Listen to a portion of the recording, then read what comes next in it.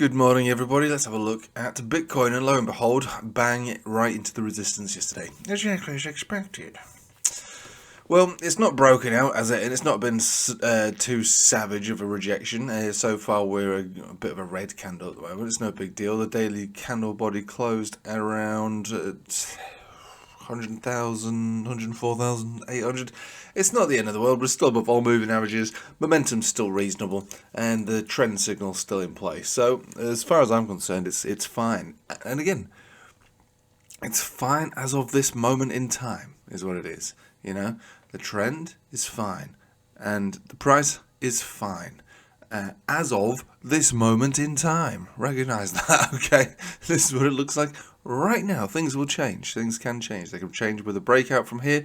They can change with a daily closure below 102, basically, where we have that Chico span close inside the price action, cancelling out the trend signal. But right now, it seems okay. Understand what I'm saying? It's okay right now. So if you're watching this video tomorrow, and obviously the price action is different, and we have closed within here, and then we've had continuation down, and then you go, it doesn't count. You can't say that, because this is what it looks like right now, okay? Right, let's have a look at the 4 hourly then. Okay, so the 4 hourly is actually getting support on the 21 exponential, so this is actually quite good. This is pretty good. So we've had the V-shaped recovery now on the 200 simple and exponential. You've had that V-shape, which is exactly as expected. Exactly as expected, baby. But we do have hidden bearish divergence that's led into the resistance. So if this is where we're getting picked up from, actually that's pretty good. Looking over here, we've got green portion of the cloud, price action above the cloud, conversion baseline cross, and Chiku span above the cloud, sort of. If we can just get ourselves a little higher than this, if we can close 105 again, that's a 4 hourly pump signal. It should take you back to where we came from, and it might actually have the power to take us further. I don't know if it can take us further today, though. The reason I'm saying that is the money flow index is at 72. If it does go further, that's fine. I'll accept it, but it's quite hot with that hidden bearish divergence to expect an enormous amount more.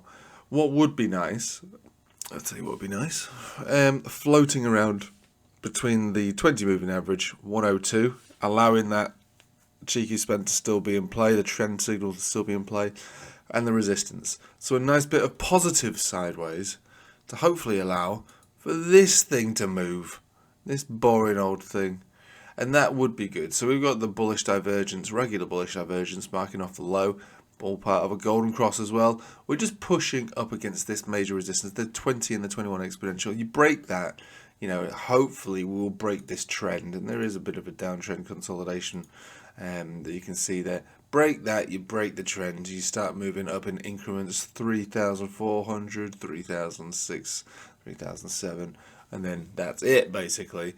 Again, this one does have that kind of divergence read, so I enjoy that. 4 hourly, similar to a Bitcoin, not quite as weak as in a sense.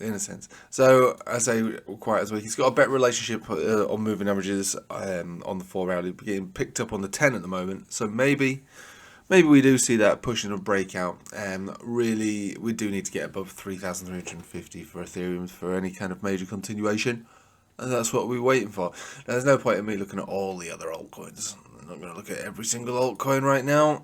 We do the Patreon live streams. We're doing another one on Sunday night. A nice relaxing stream on a Sunday before the weekend's over. So if you want to join that, there's links in the description below.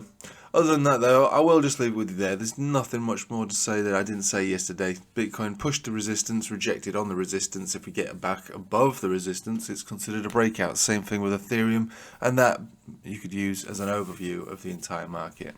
Right, I'll leave it with you there. Thanks for watching. Take it easy.